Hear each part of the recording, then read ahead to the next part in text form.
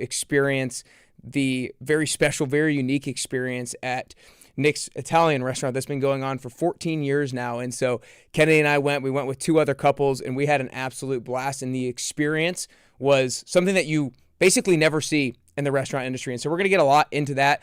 But to begin with, we're going to go back a little bit into Nick's story, into the idea of this whole concept, because you were in the music business, traveling for 12 years basically. And to my understanding, you got to this point where like, I don't really want to do this anymore. And then you had this idea, maybe like around Christmas or something, where it was like, we're have so much fun sitting around as a family, having this Italian meal.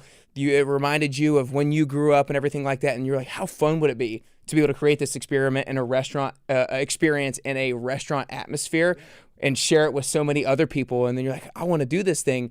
And then it basically kind of opened up in Cool Café down in Franklin. But give us like, I think going from idea to execution is so fascinating. And so tell us a little bit of how you went from idea to execution. Yeah, absolutely. You know, like you said, I was in the music business for most of my adult life. I mean, playing shows and recording and touring since I was 15 years old in New York City and then here.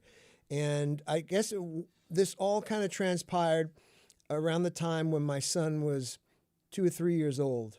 And I was getting on a tour bus on a Thursday night and not seeing him until the following Tuesday, or sometimes I'd be gone for 2 weeks at a time if it was, cross country. The great thing about Nashville is most things are only a couple hours away. But there are, some dates that will take you further out. And I would look at him each time and I'm like, I don't want to miss this, because those are the moments.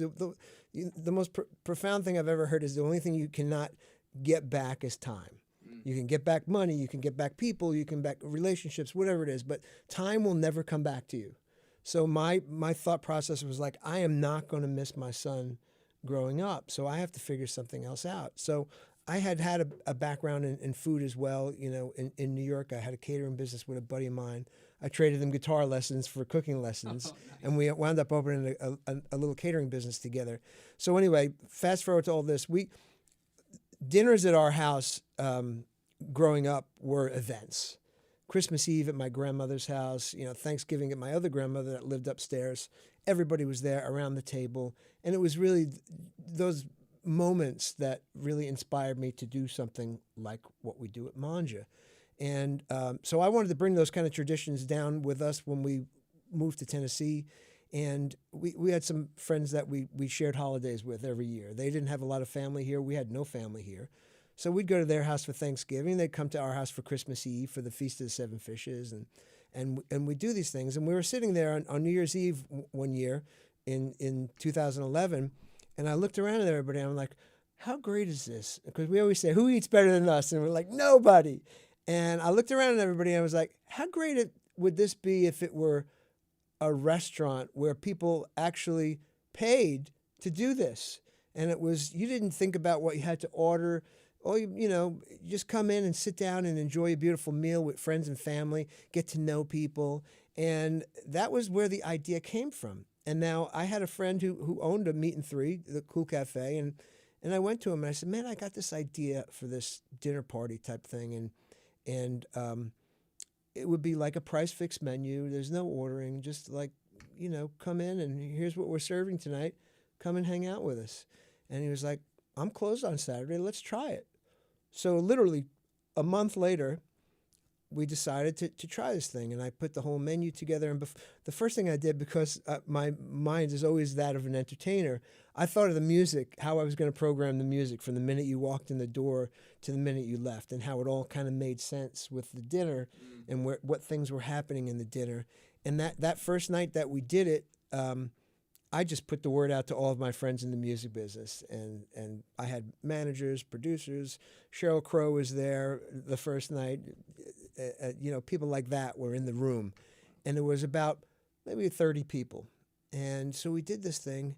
And I looked around and I was like, this is really cool. And everybody was like, you have to do this. You have to do this. This is incredible.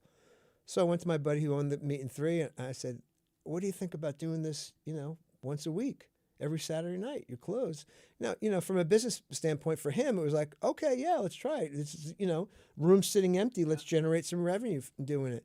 So we 2 weeks later, we got ourselves a Facebook page and Instagram, and just started putting it out there on social media that we were going to do this thing.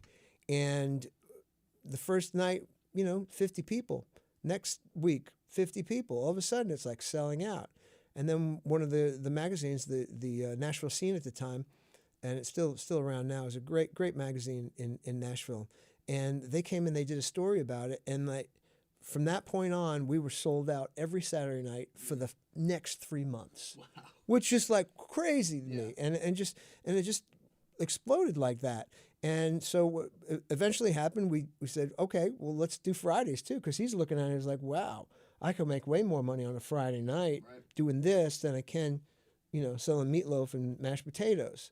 And so we wound up doing Fridays and Saturdays, and it just kept growing and growing. Now, as that was happening, the feast evolved into more than just sitting down and eating.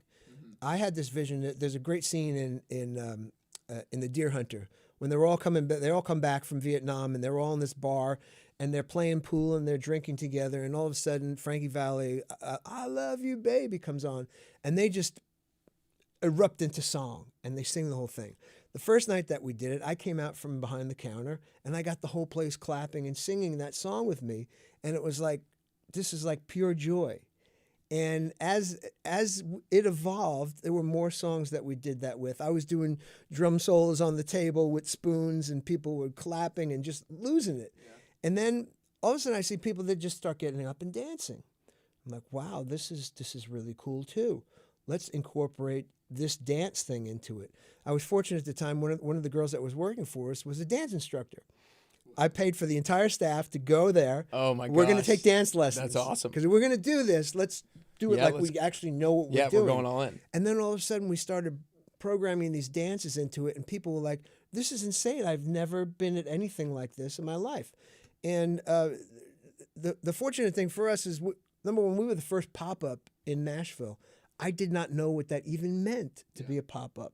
I started doing it, and my friend's like, oh, you're doing a pop-up? I'm like, what is that? Mm-hmm. He says, well, you go in someone else's space and you pop up for once or twice, and then you're done. I said, okay, well, but we're a stay up. We're going to stay.